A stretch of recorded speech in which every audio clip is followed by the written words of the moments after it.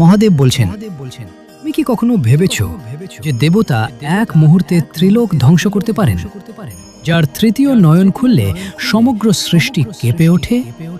সেই মহাদেব আপনি রেগে যান না কেন? মানুষ একটু কথায় রেগে যায়, অল্প কষ্টে ভেঙে পড়ে।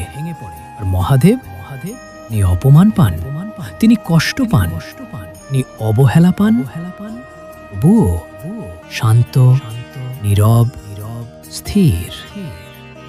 যদি তুমি এই কথাগুলো শেষ পর্যন্ত শোনো, তোমার জীবন দেখার চোখটাই বদলে যাবে। নমস্কার ভক্তবৃন্দ, জয় মহাদেব।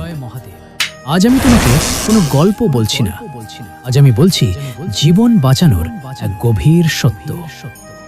একটু নিজের জীবনের দিকে তাকাও। কেউ কথা শোনে না, রাগ হয়। কেউ সম্মান দেয় না, রাগ হয়। জীবন তোমার মতো চলে না, রাগ হয়।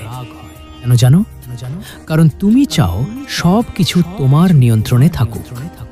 যখন সেটা হয় না, তোমার অহংকারে আঘাত লাগে, আর সেই আঘাতের নামই রাগ।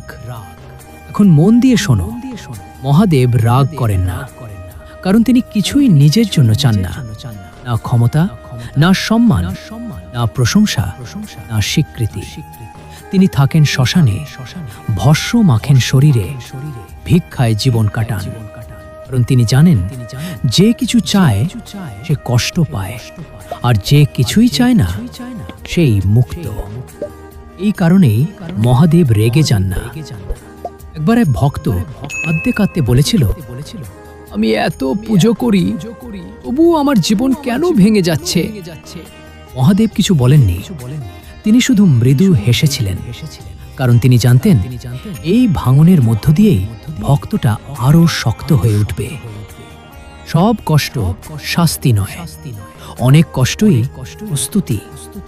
যেদিন তুমি বুঝবে সব কথার উত্তর দিতে হয় না, সব অপমানের জবাব দিতে হয় না, সব রাগ দেখানোই শক্তি নয়, শান্ত থাকতে পারাটাই আসল শক্তি। এই কারণেই মহাদেব সর্বশক্তিমান হয়েও সবচেয়ে শান্ত। যদি এই কথাগুলো তোমার মনে একটু হলেও শান্তি আনে, কমেন্টে লেখো জয় মহাদেব। আর এমন জীবন বদলানোর সত্য জানতে চ্যানেলটি সাবস্ক্রাইব করো, কারণ এখানে গল্প নয়, জীবন বদলানোর শিক্ষা বলা হয়। জয় মহাদেব।